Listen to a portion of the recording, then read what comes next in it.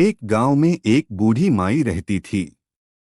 माई का आगे पीछे कोई नहीं था, इसलिए बूढ़ी माई बेचारी अकेली रहती थी। एक दिन उस गांव में एक साधु आया।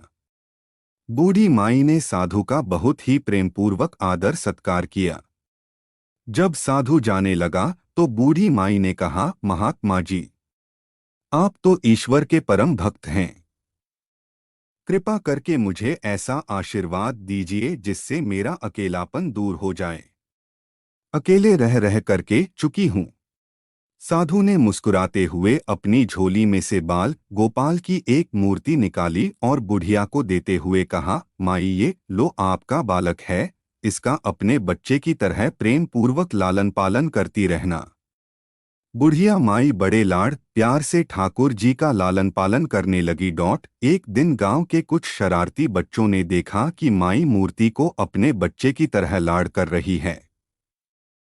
नटखट बच्चों को माई से हंसी मजाक करने की सूझी। उन्होंने माई से कहा, अरे मैया सुन, आज गांव में जंगल से एक भेड़िया घुस आया है जो छोटे बच्चों को उठाकर ले जाता है और मारकर खा जाता है। तू अपने लाल का ख्याल रखना, कहीं भेड़िया इसे उठाकर ना ले जाए। ढिया माई ने अपने बाल गोपाल को उसी समय कटिया में बुढ़िया माई ने अपने बाल गोपाल को उसी समय कुटिया में विराजमान किया और स्वयं लाठी छड़ी लेकर दरवाजे पर पहरा लगाने के लिए बैठ गई। अपने लाल को भेड़िए से बचाने के लिए बुढ़िया माई भूखी प्यासी दरवाजे पर पहरा देती। उस भोली भाली मैया का यह भाव देखकर ठाकुर जी का हृदय प्रेम से भर गया।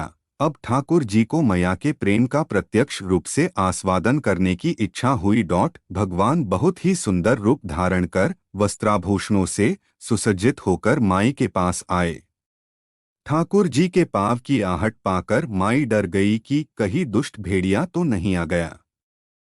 मेरे लाल को उठाने माई ने लाठी उठाई और भेड़िए को भगाने के लिए उठ खड़ी हुई। तब श्याम सुंदर ने कहा, मैया मैं हूँ, मैं तेरा वही बालक हूँ जिसकी तुम रक्षा करती हो। माई ने कहा, क्या? कमर प्राण प्यार लाल का भाड़िया न लजाए। अब ठाकुर और ज्यादा प्रसन्न होते हुए बोले, तो चल मैया, मैं तेरे लाल को और तुझे अपने निज धाम लिए चलता हूँ। वहाँ भेड़िए का कोई भय नहीं है। इस तरह प्रभु बुढ़िया माई को अपने निज धाम ले गए। सीख लड्डू गोपाल, इस कहानी से शिक्षा मिलती है कि हमें अपने अंदर बैठे ईश्वरीय अंश की काम, क्रोध, लोभ, मोह और अहंकार रूपी भेड़ियों से रक्षा करनी चाहिए।